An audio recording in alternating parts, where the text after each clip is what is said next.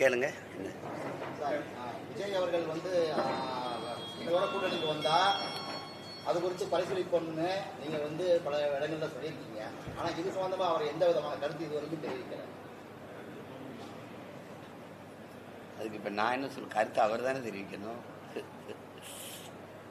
திருப்பதியில வந்து இந்த நட்டுல வந்து சக்திகள் வந்து கலக்கப்பட்டு நட்டு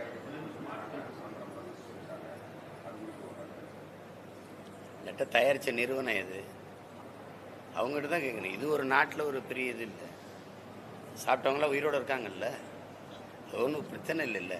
சரி, இனிமேல் அப்படி தயாரிக்கிங்கன்னு சொல்லிட்டு அது யாருக்கு ஒப்பந்தம் கொடுத்தோமோ அதை நீக்கிட்டு வேறு வேலையை பார்த்துக்கணும். இதுவே ஒரு தேசத்தின் மிகப்பெரிய பிரச்சனை, ஒரு நாட்டின் பிரச்சனையாக கொண்டு போகிறது. அப்படி கோயில், லட்டு, பூந்தி, சிலேபியை விட்டே வெளியில் வர மாட்டீங்களே நீங்கள். எங்கள் பசி, எங்கள் மக்கள், நாட்டு மக்களின் பிரச்சனை 1 கோடி உங்களால் உருவாக்கப்பட்டது. ஆட்சியில் இருக்கிறவங்களாலே உருவாக்கப்பட்ட பிரச்சனை ஏகப்பட்டது இருக்குது. அதை பற்றி பேசவே இல்லையே நீங்கள். இப்போ ஒரு பிரச்சனையில் லட்டை பிடிச்சிட்டு கிளம்பிட்டீங்க.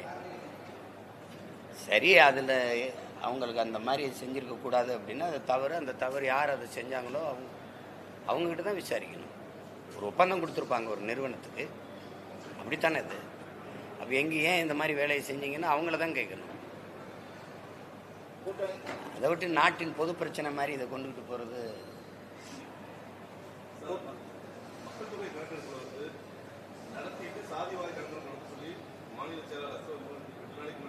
மாநில மாநில எந்த தமிழ்நாடு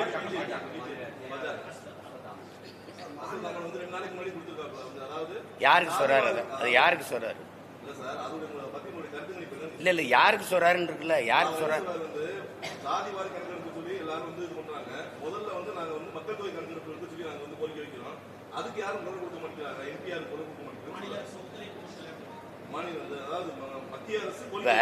இப்ப இது மாதிரி ஒரு ஏதாவது ஒரு இது இருக்குதா? யாரு ஆட்சியில் இருக்கிறது யாரு? அதுக்கு எதுக்கு நான் குரல் கொடுக்கணும், நீங்க குரல் கொடுக்கணும்? நீங்க தாங்க எடுக்கணும். மக்கள் தொகை எண்ணும் போதே நீ யாருன்னு கேட்டு எழுத வேண்டியதானே. அதுக்கு தனியாக வேறு எடுப்பில்ல. ஒரு தடவை என் வீட்டுக்கு வந்துட்டீல்ல, என் வீட்டில் எத்தனை பேர்னு என்ட்ரி இல்லை, அப்போ நான் யாருன்னு எழுதிட்டு போயிட வேண்டியதானே சேர்த்து. இதெல்லாம் வேலை செய்கிறவன் செய்வான். நீங்கள் பிரதமர் பேசுகிறாரு பாருங்க, பிளாஸ்டிக் இல்லாத ஒரு நாட்டை உருவாக்குவோம்னு. யார் உருவாக்கணும்? நானா நீங்களா?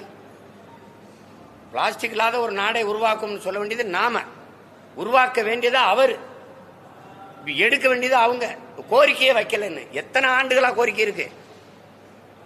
சாதி வாரி கணக்கெடுக்க எடுக்கிறது இதுக்கு நேர் எதிரான ஒரு கட்சி, ஒரு சித்தாந்தத்தை கொண்ட கட்சி உங்க கட்சி. இப்ப நீங்க எங்களை கேட்குறீங்க நாங்க ஏதோ தவறு பண்ண மாதிரி. இருக்கிற அந்த கொஞ்ச நஞ்ச இடஒதுக்கீடும் ஒரே ஒரு மகன் ஆனமுத்துன்னு ஒரு மகன் போராடி பெற்றுக் கொடுத்தது. இப்ப நமக்கு இருக்கிற 69 விழுக்காடு இடஒதுக்கீடு. நீங்க என்ன பண்ணீங்க? அதிகாரத்தில் இருந்தார் அவரு, சட்டமன்ற உறுப்பினர், பாராளுமன்ற உறுப்பினர் அவரு. மக்களின் மீது இருந்த பேரன்பின் காரணமா, தமிழ் சமூகத்தின் மீது இருந்த அன்பின் காரணமா ஓடி போய் வட இந்தியாவில் பல மாதங்கள் ஒற்றை மகனா இருந்து ஒவ்வொரு தலைவனா சந்திச்சு அழுத்தம் கொடுத்து உருவாக்குனதான் மண்டல் கமிஷன். மண்டல் ஒருத்தர் மேல போட்ட அவர் தலைமையில் உருவாக்கப்பட்ட குழு. அதுக்கும் பல ஆண்டுகள் கழிச்சு ஒரு மகன் வந்தான், விபி சிங். அவர் நிறைவேற்றி கொடுத்தார் அந்த கோரிக்கையை. செய்ய வேண்டிய மகாராஜா நீங்க இப்படி பேசினா இப்படி? நீங்க உங்க தலைவர்கிட்ட சொல்லி எடுங்க. மக்கள் தொகை கணக்கெடுப்பும் குடிவாரி கணக்கெடுப்பும் ஒரே நேரத்தில் எடுங்க. குடிகளின் எண்ணிக்கைக்கு ஏற்ப கொடுங்க. நீங்க பொருளாதார அடிப்படையில், எந்த அடிப்படையில் பொருளாதார அடிப்படையில் இடஒதுக்கீடை கொண்டு வந்தீங்க? அதுக்கு இவர் பதில் வச்சிருக்காரா? இந்த மாநில செயலாளர் ஐயா பதில் வச்சிருக்காரா? சாதி வாரி கணக்கெடுப்பு ஏன் எடுக்க சொல்றோம் தம்பி? ஒரு ரொம்ப அடிப்படை கோட்பாடு தம்பி. ஒரு குடும்ப அட்டைக்கு 10 கிலோ அரிசி, ஒரு ரேஷன் கார்டுக்கு 10 கிலோ அரிசி. ஒரு குடிசையில் ஒரு ஏழை அப்பத்தா இருக்கா, வயசானவன், அவளுக்கு 75 வயசுன்னு வச்சுக்கோங்க, 80 வயசு, ஒரு அட்டை அவளுக்கு 10 கிலோ அரிசி. ஒரே மனுஷி தான். பக்கத்து வீட்டில் 10 பேர் இருக்காங்க, பசங்க பொண்ணுங்க எல்லாம் இருக்காங்க, பெரிய குடும்பம். அவங்களும் ஒரு குடும்ப அட்டை வச்சிருக்காங்க, 10 கிலோ அரிசி. ஒரு அட்டைக்கு 10 கிலோ. சரியான பகிர்வுன்னு நினைக்கிறீங்களா? இல்லை இல்லை இல்லை. இதே தான். 5 பேர் இருக்க வீட்டுக்கு நீங்க 50 பேர் சாப்பாடு அனுப்புறீங்க, 50 பேர் இருக்கிற வீட்டுக்கு 5 பேர் சாப்பாடு அனுப்புறீங்க. இது சமூக நீதி இல்ல, அநீதிங்கிறோம். இப்போ எங்கள் ஐயா 10.5 நீங்கள் கொடுத்துருக்கீங்க, அவர் கேட்டது 20, நீங்கள் 10.5 கொடுத்துருக்கீங்க. படையாட்சி எவ்வளவுன்னு எண்ணிட்டீங்கன்னா அது 8 தான் வருதுன்னு கொடுத்தீங்கன்னா எங்கள் ஐயா எதிர்க்க போறாரா என்ன? நீ எடுத்து கொடுக்குற, எண்ணி கொடுக்க மாட்டேற. நீ அள்ளி கொடுக்குற, அளந்து கொடுக்க மாட்டேற. சரி, அருந்ததியருக்கு 3 விழுக்காடு கொடுத்தீங்க, 3 விழுக்காடு எண்ணீங்களா? எண்ணுனீங்களா? சரி, அவங்களுக்கு 3 விழுக்காடு அப்படியே கொடுத்துட்டீங்க. நாங்கள் கல்லர் மறவர் அகமுடையர்னு இருக்கோம் எம்பிசியில். எங்களுக்கு தனித்தனியாக கல்லருக்கு எவ்வளவு, அகமுடையருக்கு எவ்வளவு, மறவருக்கு எவ்வளவுன்னு எடுத்து கொடுத்தீங்களா? என்ன உங்க எனக்கு எல்லாம் ஓட்ட குறி வச்சே நகர்ந்து போனீங்கன்னா நாட்டை காப்பாத்துறது யாரு? குடிவாரி கணக்கெடுப்புங்கிற கோரிக்கை இன்னைக்கு நேத்தல்ல, அப்ப இருந்திருக்கு. சட்டநாதன் அறிக்கையில் இருந்திருக்குது, பல அறிக்கையில கொடுத்து பல முன்னோர்கள் போராடிறாங்க. காதலே வாங்குறது இல்ல ஆட்சியாளர்கள். இன்னைக்கு திடீர்னு ஏதாவது கோரிக்கை வைக்க மாட்டேங்கிறாங்கன்னு வச்சா எடுத்துருவீங்களா? சொல்லுங்க, நாளைக்கு வைக்க சொல்லிடுவோம். இதெல்லாம் என்ன தம்பி, இதெல்லாம் சொல்றது வேலையை? ஒரு நாட்டை ஆளுகிற தலைவனுக்கு தெரியாதா இது இதை செய்யணும் செய்யக்கூடாதுன்னு? நீங்க கேட்டா தர்றேன் அப்படின்னு. அதுக்கு தலைவன் தேவையில்லை. குடிதழி கோலோச்சு மாநில மன்னன் அடிதழி நிற்கும் உலகு. இதான் எங்க வேதம் சொல்லுது. ஒரு தாய் குழந்தையின் தேவை அறிந்து குறிப்பறிந்து சேவை செய்வாள். இந்த நேரம் என் குழந்தைக்கு பசிக்கும் என்று பால் ஊட்டுவாள், இந்த நேரம் உறக்கம் வரும் என்று தொட்டிலிட்டு தாளாட்டுவாள். இப்படி குறிப்பறிந்து சேவை செய்வது போல, ஒரு தாய் சேவை செய்வது போல, ஒரு நாட்டை ஆளுகிற அமைச்சு மன்னன் தன் குடிகளின் தேவை அறிந்து சேவை செய்வானை. ஆனால் அவனை இந்த உலகம் போற்றி தொழுங்குது. அப்படி நீங்க எங்களுக்கு என்ன தேவைன்னு நீங்க செய்யணும். இப்ப என்ன வரம் வேண்டும் கேள் அப்படின்னு கடவுள் என்கிட்ட கேட்டா, இது கூட தெரியாத நீ என்ன கடவுள் நான் கேட்க மாட்டேனா? கேட்பனா கேட்க மாட்டேனா? சீமானுக்கு என்ன வேணும்னு என்னை படைச்ச கடவுளுக்கே தெரியலன்னா, அது மாதிரி நாட்டை ஆள்ற தலைவருக்கே தெரியல, நாட்டின் பிரதமருக்கே தெரியல, நாங்க கோரிக்கை வச்சா செய்வோம்னா எப்படி? அது ஏற்புடைய கருத்தல்ல.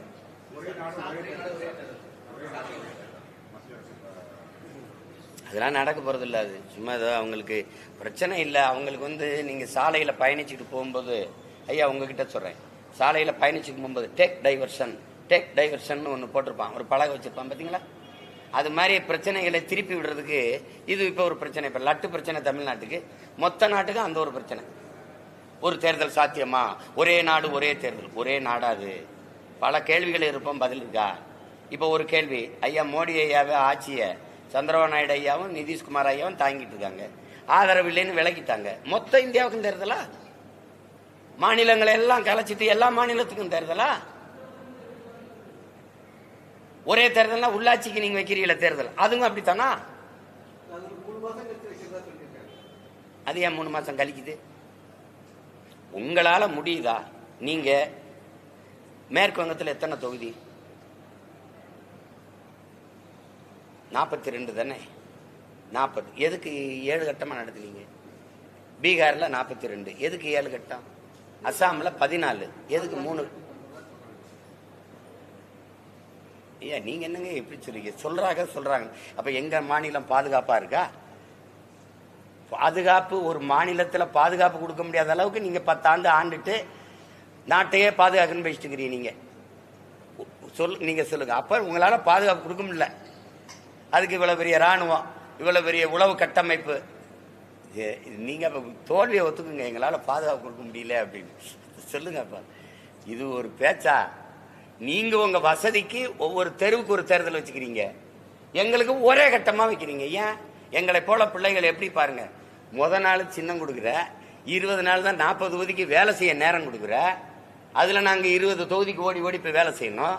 நீ கோடிக்கணக்கா கொட்டி வச்சிருக்க, 50 கோடி 60 கோடி முதலீடு செய்யற, நாங்க 5 லட்சம் 10 லட்சம் செலவுன்னு படாத பாடுபடுறோம்.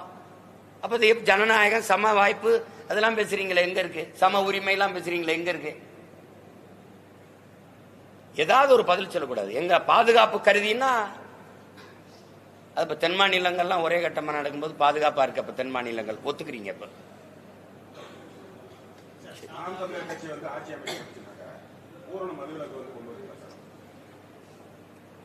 பூரணம்ங்கிற ஏன் அந்த தமிழ்ல சொல்லு இல்லையா?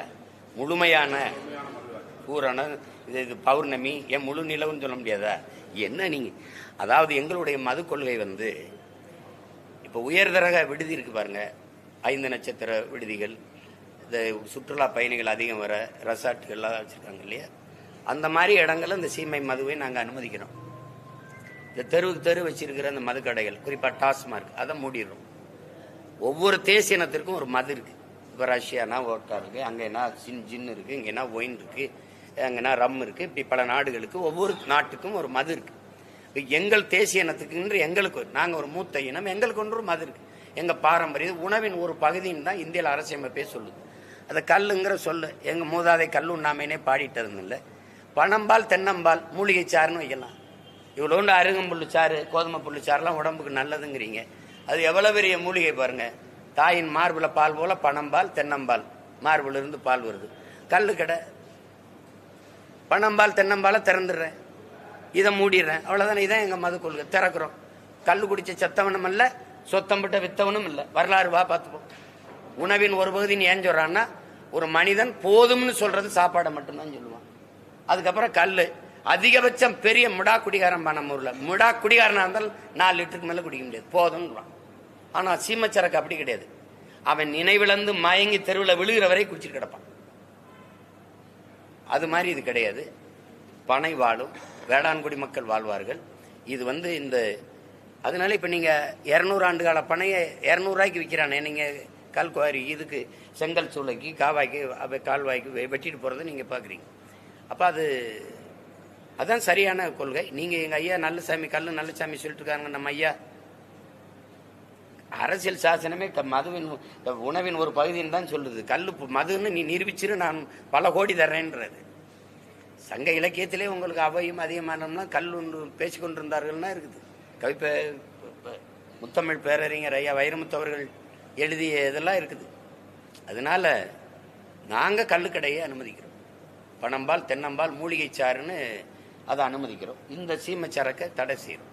இது வெளிநாட்டு பயணிகள்லாம் வர்றாங்க இல்லையா, சுற்றுலா தலங்கள், அங்க இந்த சீமச்சரக்கை இப்ப பெரிய பெரிய ஸ்டார் ஹோட்டல்ங்கிறாங்கல்ல, அங்கெல்லாம் அனுமதிக்கிறோம்.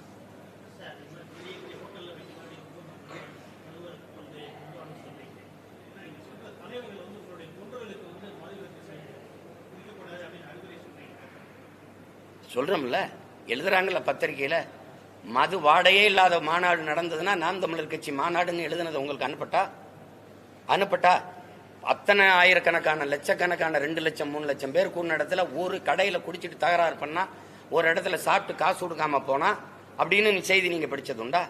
ஒழுங்கா வருவார்கள், ஒழுங்கா செல்வார்கள். நீங்க பாருங்க, எத்தனையோ செய்திகள். இத்தனை ஆண்டுகளை 13 ஆண்டு ஆயிடுச்சு நாங்க கட்சி தொடங்கி, 8 ஆண்டுகளா தேர்தல் களத்துல நிக்கிறோம். எந்த இடத்துல இந்த மாதிரி ஒரு செய்தி பதிவாயிருக்குன்னு பாருங்க. மற்ற கட்சியில நீங்க மற்ற கட்சிகிட்ட தான் பார்க்கணும். நாங்க கட்சி சார்பில்ல, நாட்டு மக்களுக்கே சொல்றோம். அது விஷம் என்று தெரிந்து நாம அருந்துறோம். அதை நிறுத்திடணும். நீங்க அதை திறந்து வச்சுக்கிட்டு நாட்டு மக்கள் நலன், இளைஞர் நலன், அது மேம்பாடு, விளையாட்டுத்துறை, இதெல்லாம் செய்யறது அதெல்லாம் வச்சிருக்கிறது ரொம்ப பெரிய வேடிக்கை, ரொம்ப பெரிய கொடுமை. இதெல்லாம் நீங்க சாராயம் வித்த காசுல எனக்கு நல்லது செய்யறதுன்னு எங்க அப்பனை குடிக்க வச்சுட்டு எங்க ஆத்தாவுக்கு 1000 ரூபாய் கொடுக்கறது மாதிரி ஒரு கொடுமை உலகத்துல உண்டா? சொல்லுங்க. ஒரு நாளைக்கு எங்க அப்பா குடிக்கிறாருன்னு வச்சுக்கிறீங்களேன், 250 ரூபா 300 ரூபா செலவழிப்பாரு. எங்க அம்மாவுக்கு 30 ரூபா கொடுக்குறீங்க, மாசம் 1000. இந்த கள்ளச்சாராயம் குடிச்சு செத்தவர்ல பேட்டி கொடுத்தது பாருங்களேன். 500 ரூபா கூலிங்க எங்களுக்கு. டாஸ்மார்க்ல போய் குடிச்சா 300 ரூபா போயிருதுங்க, இல்ல 350 ரூபா போயிருதுங்க. 150 ரூபாயோட வீட்டுக்கு போறோம்ங்க. சாராய பொட்டலாம் 60 ரூபாங்க, 2 பொட்டலாம் குடிச்சா 120 ரூபாங்க. மீதியை வீட்டுக்கு எடுத்துட்டு போயிடுறோம்ங்க. அதனால நாங்க இதை குடிச்சோம்ங்கன்ற அது பேட்டியில இருக்குது. அந்த நீங்க பார்த்திருப்பீங்க. இப்ப அதுதான் அது யதார்த்தம். அதை போய் பேசி என்ன இருக்கு? இப்ப நாங்க சொல்றோம், நான் சொல்றேன். இப்ப எங்க அண்ணன் திருமாவளவன் சொல்றாரு, அல்லது ஐயா அன்புமணி, நாங்க எல்லாரும் சொல்றோம். அரசு சொல்லுதா? நாட்டை ஆளுகிற அதிகாரம் சொல்லுதா? குடிக்கிற டாஸ்மார்க் வியாபாரம் குறைஞ்சிருச்சுன்ட்டு அந்த விற்பனை மேலாளர்கள், விற்பனையாளர்களை இடைக்கால பணி நீக்கம் செஞ்சீங்களா? செய்யல. குடிக்க ஏண்டா வியாபாரம் நீ அதிகமா பண்ணல? குடிக்க வர்ற எண்ணிக்கை ஏன் குறைஞ்சதுன்னு அவர்களை இடைக்கால பணி நீக்கம் செஞ்சீங்களா? செய்யல. இது ஒரு பெரிய குற்றமா என்ன? அவ குடிக்க வரலங்க, குடிக்க வந்தா தானங்க ஊத்தி கொடுப்பாங்க. சேலத்துல மாவட்ட ஆட்சியர் உட்கார்ந்து விற்பனையாளர்களை எல்லாம் கூப்பிட்டு, அந்த மேலாளர்லாம் கூப்பிட்டு, ஏன் இந்த 2 மாசத்துல வியாபாரம் குறைஞ்சிருக்குன்னு விவாதம் நடந்ததா இல்லையா? பழையவெளியில உங்களுக்கு என்ன கொடுங்க, நான் அனுப்புறேன். ஏன் அரசு பள்ளி கல்லூரிக்கு வர்ற மாணவர் எண்ணிக்கை குறைஞ்சிருக்கு? ஏன் இந்த தனியாருக்கு நம்ம இவ்வளோ பெரிய அரசு நம்மளுடைய விழுக்காடு தேர்ச்சி விழுக்காடு குறையுது? அப்படியெல்லாம் விவாதிச்சா ஒரு ஆரோக்கியமான நாடா போகுதுன்னு அர்த்தம். எப்படி வியாபாரம் சரக்கு விற்கிறது குறைஞ்சிருச்சுன்னா எப்படி எப்படி எப்படி எடுத்துக்கிறீங்க? எங்களை சொல்றீங்க சொல்லுங்க.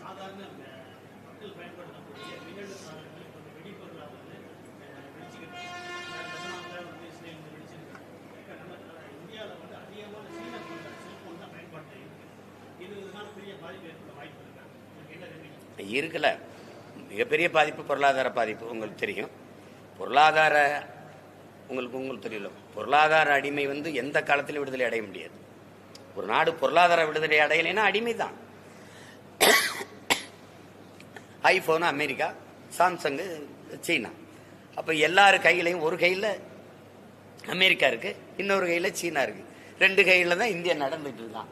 அப்ப இந்தியாவின் பொருளாதாரம் எங்க இருக்குன்னு நீங்க பாத்துக்க வேண்டியதான். உங்க வீட்டு திரைச்சேலை, சிகரெட்டு போய்ச்சிட்டு தட்டுற சாம்பலை தட்டுற ஆஸ்ட்ரே, சன்னல் திரைச்சேலை, மேசை, நாற்காலி எல்லாம் சீன பொருள்கள் இறங்கிட்டுது. ஒரு பொருளாதார படையெடுப்பை அவன் செஞ்சிட்டான். இதுல பாதிப்பு இல்லைன்னா எப்படி சொல்ல முடியும்? பாதிப்பு இருக்கத்தான் செய்யும்.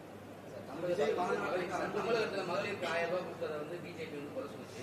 ஹரியானாவில் காங்கிரஸ் 2000 ரூபாய் கொடுக்குறேன்னு சொல்லியிருக்காங்க தேர்தல் வாக்குறுதியில். அதை விட 100 ரூபாய் சேர்த்து கொடுக்குறேன்னு சொல்லி பிஜேபி அறிக்கை கொடுத்தாங்க. அது அந்த மாநில அரசியல், இது இந்த மாநில அரசியல். உங்களுக்கு புரியுதா?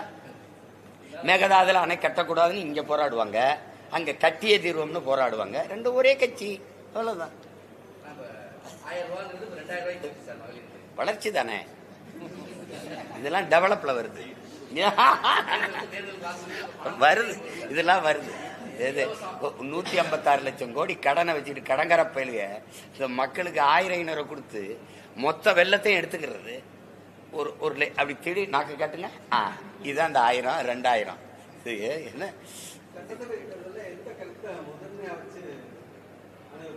புதுசு இல்ல. 2016 தேர்தலை சந்திக்கும் போதுன்னு சொல்றோம். கல்வி, சரியான கல்வி, சமமான தரமான கல்வி, குடிநீர் விற்பனை செய்யக்கூடாது. இப்ப எனக்கு என் தங்கச்சி கொடுக்குது. கொக்கு குருவி ஆடு மாட்டுக்காரு கொடுப்பா. ஏப்ரல் மேல எங்க ஆத்தாப்பனுக்கு கிடைக்காத தண்ணி இந்த முதலாளிக்கு எப்படி கிடைக்குது? அழைச்சு பேசுனா ஆயிரக்கணக்கான போத்தலை கொண்டாந்து தர்றானே, அவனுக்கு எங்கிருந்து ஒரு தண்ணி? இது மனிதன் குடிக்கிற திறன்ல இருக்குன்னு யார் சான்றிதழ் கொடுத்தது? ஐயா, நான் 1 கோடி கேள்வி இருக்கு இதுலயே. இந்த நிறுவனம் யாரு? இவர் வித்துக்கொள்ள உரிமை கொடுத்தவன் அவன். இது பரிசோதிச்சு தந்த மருத்துவர் யாரு? இது குடிக்கலாம், மனிதன் குடிக்கிற திறனோடு இருக்குது. அப்படிதான் இருக்காங்க. உலக உயிர்களின் உயிராகாரம் இது யாரு விற்பனை பொருளா கொண்டு வந்தது யாரு? அறிவை வளர்க்கும் கல்வியையும் உயிரை காக்கும் மருத்துவத்தையும் வியாபாரமாக்குனது யாரு? அதெல்லாம் மாற்றணும்னு நினைக்கிறேன். இந்த நாட்டின் பொருளாதார கொள்கையை தலைகளா மாற்றணும்னு நினைக்கிறேன். காந்தி கண்ட எங்க தாத்தா ஜேசி குமரப்பா, இந்திரா காந்தி, நேரு, இன்னும் எங்க தாத்தா காமராஜர், இவர்கள் கண்ட தற்சார்பு பொருளாதாரத்துக்கு போகணும்னு நினைக்கிறேன். அதாவது தற்சார்பு பசுமை பொருளாதாரம், வேளாண்மையை முன்னிறுத்தி கட்டமைக்கிற பொருளாதாரம். பாலின் சந்தை மதிப்பு 9 லட்சம் கோடி இருக்கு. உன்னோட சாராயம் 50,000 கோடி, என்னுடைய பால் 9 லட்சம் கோடி. நீ எங்க இருக்க போற? சாராயத்தில் இருக்க போறியா, பாலுக்கு வர போறியா? உனக்கு பால் எங்க இருந்து வருது? ஆந்திராவிலிருந்து. ஏன் நீ மாடு வளர்க்கல? மாடு வளர்க்கறதுல உனக்கு என்ன பிரச்சனை?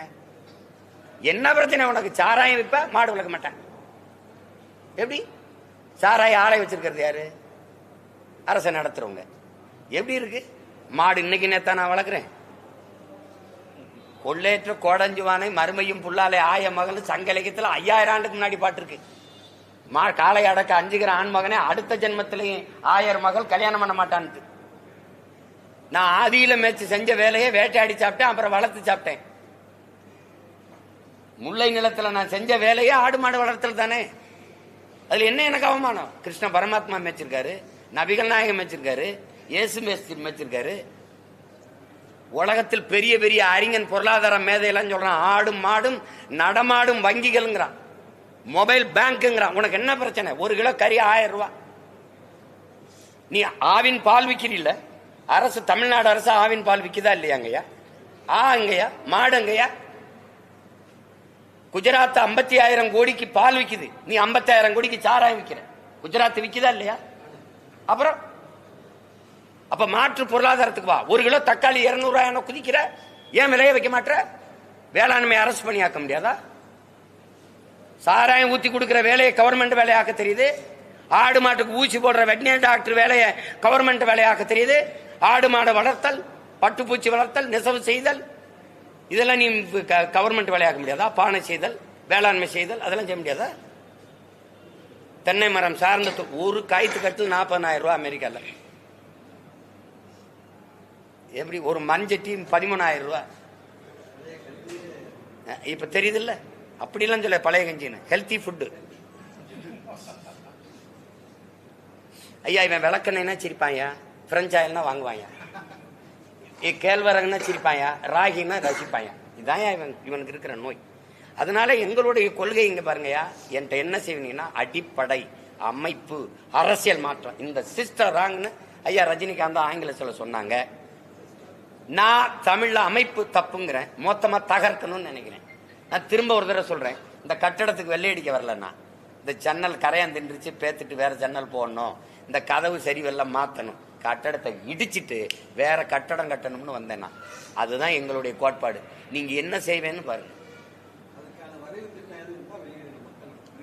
ஐயா 2014 இவ்வளவு பெரிய புத்தகம் கொடுத்துருங்கய்யா, எலெக்ஷன் மேனிபெஸ்டோல, தேர்தல் அறிக்கை இல்ல, ஆட்சி எப்படி செய்வோம்னு நான் உங்களுக்கு கொடுத்து அனுப்புறேன்.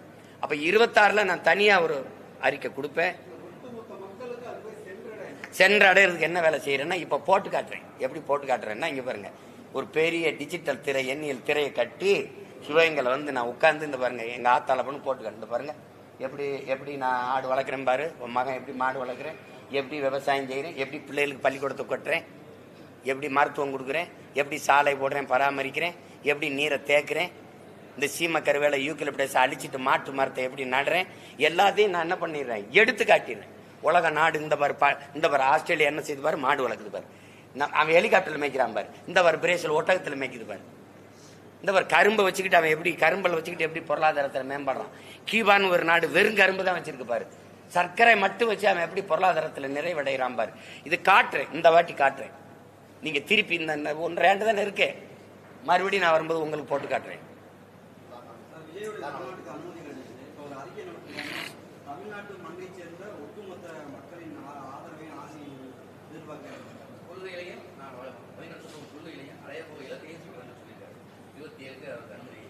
இல்ல அது சரிதானே, ஒரு தமிழ் மண்ணின் மகன், ஒரு தமிழன் தன் இன சொந்தங்களை எல்லோரும் எனக்கு ஆதரவு கொடுங்கள்னு கேட்கறது. இப்ப நான் அண்ணன் கேட்டேன், இப்ப தம்பி கேட்கிறாரு, அது உரிமை இருக்கு, உறவு இருக்கு, அந்த இதுல நம்ம கேட்கிறாரு, அவர் கேட்கிறாரு, அதுல ஒன்றும் தவறு இல்லையே. நமது நாட்டில் அரசியலை பொறுத்த வரைக்கும் கூட்டணிங்கிறது காலங்காலமா எல்லா தலைவர்களும் ஏற்றுக்கிட்டு வந்த ஒண்ணு. நீங்க கூட்டணி பேச்சுக்கு இடவில்லைன்னு சீமான் சொல்றது எந்த வகையில் ஏற்படுது? எல்லா தலைவரும் எல்லா தலைவர்களும் ஏற்றுக்கொண்ட ஒன்றும் அப்படின்னு அப்படிலாம் ஒன்றும் கிடையாது. ஒரு தனித்த தத்துவத்தை கொண்டவன் தனிச்சு தான் நிற்கணும். நாங்கள் படிப்பறிவிலிருந்து கட்டுறதை விட பட்டறிவிலிருந்து கட்டுறது அதிகம், அதான் வலிமையானதும் கூட. எங்கள் முன்னோர்கள் செய்த தவறை நான் செய்திடக்கூடாதுன்னு நினைக்கிறேன். எங்கள் இனம் சார்ந்து வந்த எங்கள் தலைவர்கள் எல்லாம் சில பகுதி கட்சி தொகுதி கட்சிகளாக இருந்து வீழ்ந்து போனார்கள். உங்களுக்கு தெரியுது, நான் பேரை சொன்னால் மறுபடியும் சொல்லணும். ஆனால் தமிழர் அல்லாதவர் இந்த நிலத்தில் வந்தவர்கள்லாம் பொது தலைவர்களாக இருந்து அதிகாரத்தை செலுத்திட்டாங்க. இப்போ அதை கற்கும்போது நாங்கள் என்ன பண்ணோம், எங்கள் ஐயா மாப்போச்சி வந்தாங்க, சீப்பாயத்தன் வந்தாங்க, ஐயா ராமதாஸ் வந்தாங்க, அண்ணன் வைகோ வந்தாங்க, ஐயா விஜயகாந்த் வந்தார், எங்கள் அண்ணன் திருமாவளம் வந்தார், கடைசிக்கு அண்ணன் கமலஹாசன், ஐயா தினகரன் எல்லாரும் வந்துட்டு கூட்டணி கட்சி அப்படி கூட்டணி போயிட்டாங்க.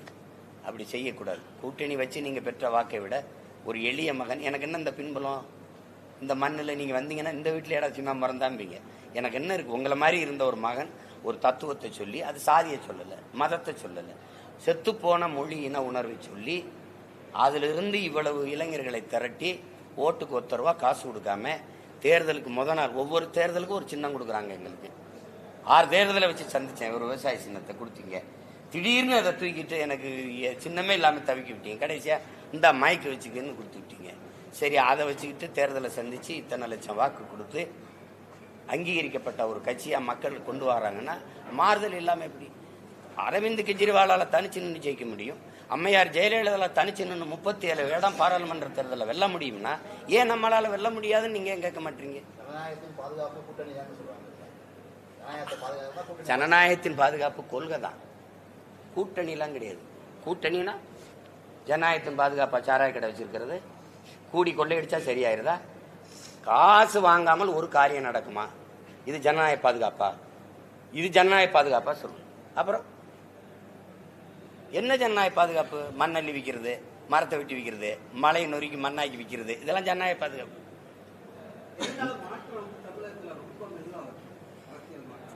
இங்கே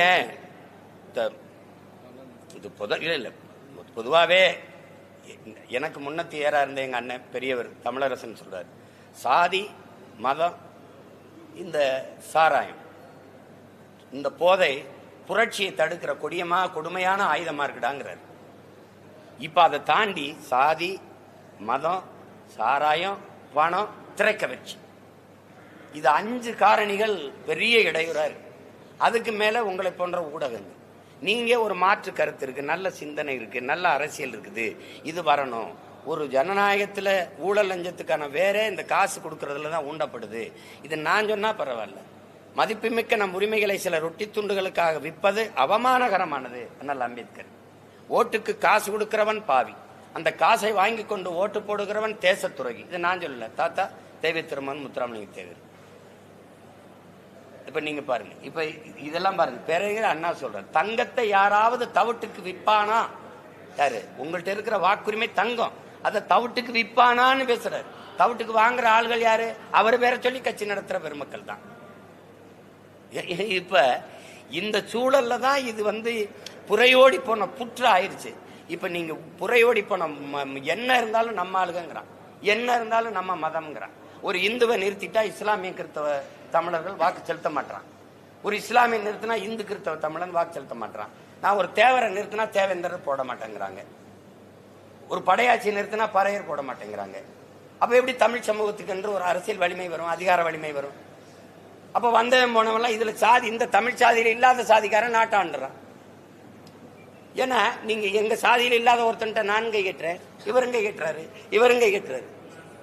அப்ப எல்லாரும் கை கட்டிட்டு போயிருவோம். இதுதான் இந்த அடிமை சிந்தனையிலிருந்து மீளணும்னா இது ஒரு பெரிய புரட்சி தான். இதை புரட்டி போடணும். அது கொஞ்சம் காலம் எடுக்கும், ஆனா மாறாம இருக்காது.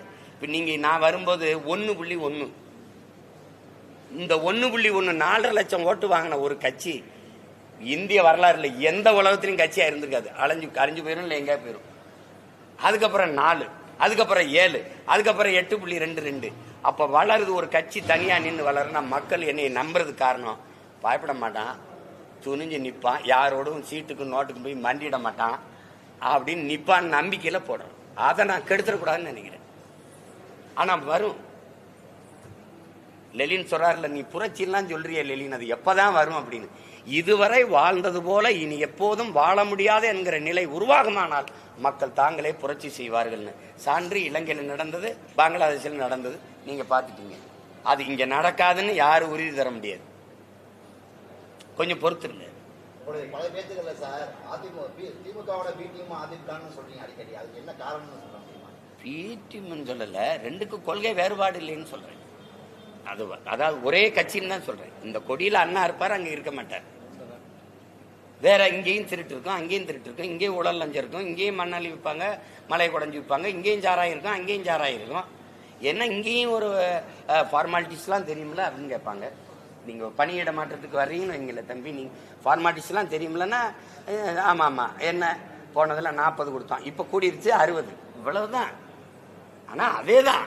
அப்ப நீங்க இதுல என்ன மாற்றம் கண்டுட்டீங்க? திமுக அதிமுகவுக்கு ஒன்னும் கிடையாது. அப்ப அதனால இது ரெண்டும் ஒரே கோட்பாட்டை கொண்ட கட்சிகள். காங்கிரஸுக்கு பிஜேபிக்கு என்ன மாறுதல் கண்டுட்டீங்க? இப்படி பார்ப்போம். இந்த நீட் தேர்வை கொண்டு வந்தது, ஜிஎஸ்டி, இந்த என்ஐஏ, என்ஆர்சி இதெல்லாம் கொண்டு வந்தது யாரு? இதெல்லாம் எல்லாத்தையும் கொண்டு வந்தது அவங்க தானே. அதை இவர் செயல்படுத்துறாரு. காங்கிரஸ் கொண்டு வந்தது நான் செயல்படுத்த மாட்டேன் ஐயாவும் சொல்லல. இதை நாங்க கொண்டு வந்தது நீங்க எப்படி செயல்படுத்துறீங்க ஐயாக்களும் கேட்கல. அப்புறம் ஜிஎஸ்டி கொண்டு வந்த பெருமகன் இந்த தான் இருக்காரு நம்ம ஊர்ல. கேளுங்களேன், என்ன நாங்க கொண்டு வந்தது வேற, இவங்க செயல்படுத்தினது வேற. அது என்ன வேற? ஒன்னும் இல்லை, இது கொடுமைதான். இது என்ன பண்றது? இவங்க இருக்கும்போது அமித்ஷா தூக்கி உள்ள வச்சாங்க, அவர் உள்துறை அமைச்சர் இவரை தூக்கி உள்ள வச்சாரு. பாபர் மசீதை இடிக்க அனுமதிச்சாங்க. பாபர் மசீது இந்த இடத்துல ராமர் கோவில் கட்டினாங்க. அடிக்கல் நாட்டும் போது இவர் நாட்டி கும்பிட்டாரு. அவர் கன்கிராச்சுலேஷன் வாழ்த்து சொன்னாரு. இதுல மாறுதல் எங்க இருக்கு?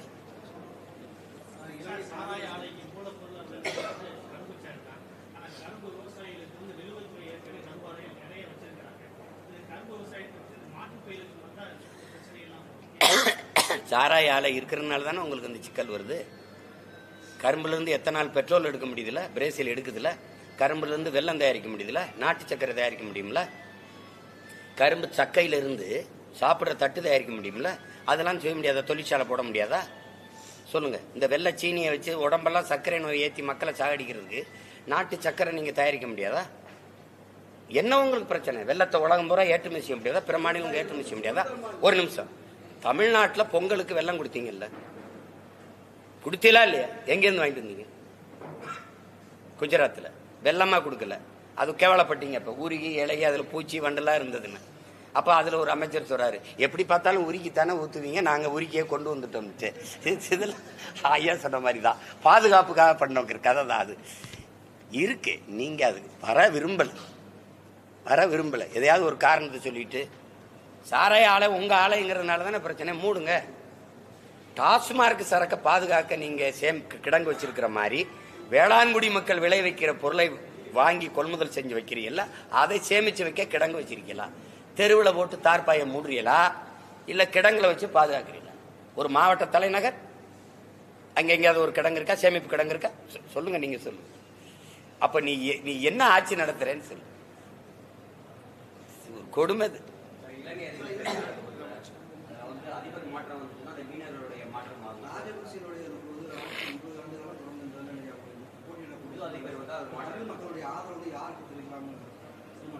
தெரிவிக்க மாட்டாங்க, யாருக்கும் தெரிவிக்க மாட்டாங்க. அவங்க அந்த மண்ணில் அரசியலை முடிவு பண்ணோம். எங்களுடைய பார்வை, இப்ப நாங்க இந்த நாட்டின் அரசியலை, இந்த நாட்டில் தமிழ் மக்களுக்கென்று ஒரு அரசியலை உருவாக்கி அதிகாரத்தை கைப்பற்றி அறம் சார்ந்த ஆட்சி எங்கள் முன்னோர்கள், எங்க பாட்டி, எங்க பாட்டன் மருதுபாண்டி, எங்க அப்பத்தா வேல்நாச்சியாரு, தீரன் சின்னமலை, எங்க முன்னோர்கள் சேர சோழப்பான், நாங்க அறம் சார்ந்து வாழ்ந்த மறவர்கள். நீங்க உலகத்துல பல்வேறு நிலத்தை வென்றிருக்கோம், ஆனா எந்த இனத்தையும் நாங்க அடிமைப்படுத்தி ஆண்டதில்லை. வெள்ளக்காரன் கூட வந்திருக்கான், தன்னை போல் பிறரையும் நேசிப்பாயாக ஆமேம்பான், ஆனா எங்களை அடிமைப்படுத்தினான். புரிது நினைக்கிறேன். அண்டை அயலானுக்கும் அன்பு காட்டுன்னு சொன்ன நபிகளுடைய போதனையற்ற முகலாயர்கள் வந்தாங்க, எங்களை அடிமைப்படுத்தினாங்க. ஆனா நாங்கள் அறம் சார்ந்த வாழ்ந்த பிறப்பு ஒக்கும் எல்லா உயிருக்கும்ங்கிற வேதத்தை ஏற்றவன். எந்த இனத்தையும் நாங்கள் அடிமைப்படுத்தி ஆண்டதா சரித்திரத்தில் குறிப்பு இருக்குது. இதே இலங்கையை வென்றான் எங்க பாட்டை. கொடி ஏற்றிட்டு நீயே ஆட்சி செய்யிட்டு கப்பத்தை கட்டுறா, இது ஆள்கைக்கு உட்பட்ட நிலம்டான்னு வந்தான். அப்படித்தான் நாடங்களை வென்றான், உலகம் புறம் வென்றான். அந்த அறம் சார்ந்து வாழ்ந்த ஆட்சி. அரசியல் பிழைத்தோருக்கு அறம் கூற்றாகும் சிலப்பதிகாரம் சொல்லுதுல்ல, அதை தான் சொல்லுது. அப்ப நாங்க அறம் சார்ந்து வாழ்ந்து நின்ற மறவர்கள். மானம், வீரம், அறம், இது மூன்றும் உயிர் என்று வாழ்ந்த கூட்டம். அதனால எல்லாரும் மனித நேயம், நாங்க உயிர்மை நேயம். நல்ல கல்லு மாவுல கோலம்போம், நாங்க அரிசி மாவுல கோலம். ஏன்னா எறும்பு சாப்பிடணும்னு. இவ்வளவு உயிர்மை நேயம் கொண்ட மக்கள் நாங்க. அதனால அது சார்ந்த ஆட்சி தான் நாங்க செய்ய நினைப்போம். இப்ப நீங்க கேட்கறது அது எந்த மாதிரி ஆட்சி? அதில் நாங்கள் உலகத்தின் தலை சிறந்த ஆட்சியை கட்டமைப்போம், அதுதான் நம்ம செய்வோம். இப்போ அதில் என்ன நினைக்கிறோம்னா, இந்ததை காட்டுவதற்கு அதிகார வலிமையற்று அடிமைப்பட்டு கிடக்கிற தமிழின மக்கள் எங்கள் வலிமை. இன்னைக்கு 36 லட்சம் ஓட்டு தூய தமிழ் மக்கள். ஒரு ரூபாய்க்கு ஓட்டை விற்காது தன்மானமிக்க தமிழ் மக்கள் இன்னும் சாகலை. 36 லட்சம் பேர் இருக்கிறோம்னு ஒரு எளிய பிள்ளைகளுங்களுக்கு நின்ன வேட்பாளர்களை யாருக்குன்னு தெரியாது. யாரோட வாரிசும் இல்லை. புதுசா இந்த அடுத்த தெருவில் என் தங்கச்சி நிற்க போறா, இவ்வளவு வேட்பாளர் சொன்னா சிரிப்பாருன்னா இந்த பச்சை பிள்ளை நிறுத்திருக்காங்க. ஆனா நிறுத்துறோம். நாங்க என்ன நினைக்கிறோம்னா, எளிய மக்களுக்கும் அதிகாரம் வரணும் அப்படின்னு நினைக்கிறோம். நிராகரிக்கப்பட்ட தமிழ் சமூகங்கள். அப்ப நாங்க ஒரு அரசியலா ஏறி வாரம் பாருங்க. இப்ப கவனிக்கத்தக்க அரசியலா சந்திரசேகர ராவ் 2 முறை நாட்டாண்டவரும் 2 முறை நாட்டாண்ட மாயாவதி அம்மையாரும் என்ன இடத்துல இருக்கிறாங்களோ அதே இடத்துல நாம் தமிழர் கட்சி இருக்கு இந்தியாவில். நாம் பெற்ற வாக்குதான் அவங்களும் பெற்றிருக்கிறாங்க பாராளுமன்ற தேர்தலில். உங்களுக்கு புரியுது? அப்ப இலங்கையில எங்க மக்கள் என்ன நினைக்கிறான்னா, எனக்கு அதிபராகணுங்கிற ஆசை, அது விடு, அது இல்லை, இயலல. ஆனால் ஒரே கருத்துருவாக்கத்துல ஒற்றுமையா தமிழ் மக்கள் நிக்கிறோம்னு காட்ட தேவை இருக்கு. அதுக்கு ஒரு ஆளை நிறுத்தி நாங்க வாக்கு செலுத்த வேண்டியிருக்கு. அதுதான் அந்த பொது வேட்பாளர். நாங்கள் வர்றோம், ஆள்றோம், விழுறோம் அது இல்லை. தமிழ் மக்கள் ஒன்றா இருக்கோம். எங்களுக்கு பொது வாக்கெடுப்பு, தனித்தமிழ் ஈழம் தவிர வேற தீர்வு இல்லை. அதுக்கு தான் அதை தான் நோக்கி போகணும். அது இன்னைக்கு இல்லை, நாளைக்கு இல்லை, நாளை மறுநாள் கூட நடக்கலாம். அதுக்காக தான் அந்த தேர்தல் நடக்குது. அதை நாங்கள் ஆதரிக்கிறோம். மைக் இல்லை, உறுதியாக மைக் இல்லை. சின்னம் என்னன்னு சொல்கிறேன். ஆனால் வேற சின்னம், வேற சின்னம்னா என் எண்ணத்துக்கு ஏற்ற சின்னம்.